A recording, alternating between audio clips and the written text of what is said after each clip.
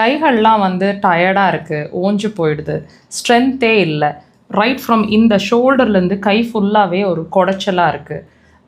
கைகளை லிஃப்ட் பண்ணி குக் பண்ணும்போது கூட கஷ்டமாக இருக்குது. கொஞ்சம் நேரத்துலேயே ஒரு மாதிரி டயர்டாக இந்த மசில்ஸ் எல்லாம் வீக்காக இருக்கிற மாதிரி ஃபீல் பண்ணுறது. லேடிஸாக இருந்தால் ப்ளவுஸ் போடுறதுக்கு கையை தூக்கும் போது கஷ்டமாக இருக்குன்னு சொல்லுவாங்க. தலை சீவும் போது கொஞ்சம் தூரம் கொஞ்சம் நேரம் கையை தூக்கி சீவினா கூட அந்த கைகள் வந்து மசில்ஸ் வந்து ரொம்ப ஓஞ்சு போயிடுதுன்னு ஃபீல் பண்ணுவீங்க. இந்த மாதிரி சிரமங்கள், அதாவது கைகள் சார்ந்த டயர்ட்னஸ் இருந்துச்சுன்னு சொன்னால் ஸ்ட்ரென்த் குறைபாடு, இந்த பாயிண்ட்ஸ் ஒர்க் பண்ணும்.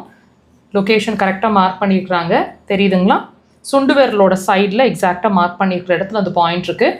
உடன் இன்ஸ்ட்ருமெண்ட்ஸ் வச்சுருக்கீங்கன்னா உடலை இப்படி டீப் ப்ரெஷர்ஸ் லைக் திஸ் 3-5 முறைங்க. 2 கைகள்லையுமே, இப்போ நீங்கள் ஒரு கை தான் அந்த மாதிரி ரைட் சைடு உதாரணத்துக்கு கை வந்து ரொம்ப டயர்டாக இருக்குன்னு ஃபீல் பண்ணால் கூட லெஃப்ட் ரைட் 2 கைகள்லையுமே ப்ரெஷர்ஸ் கொடுங்க, நல்லா ஒர்க் பண்ணும்.